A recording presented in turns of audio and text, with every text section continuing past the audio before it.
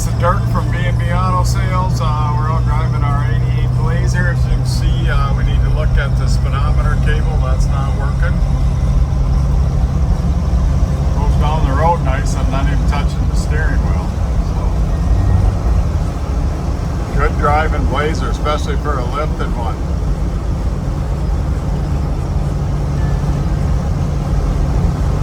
You know, the ones that are all done, I just sold an 89 and they're bringing over 30. So yeah, this paint isn't perfect on this, but if you want a pretty good driving, running one, you can get into this affordable. There's the temperature starting to come up. So, or maybe you want one for the mountains or out on the beach and you don't want it to be nice because you're gonna around in it, but this will work great for that. So already got the lift on it. It drives really good for a lifted truck.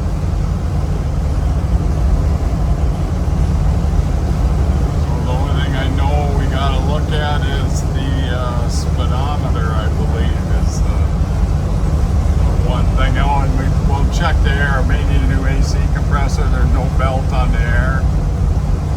We'll get a look at that also. But any questions? 605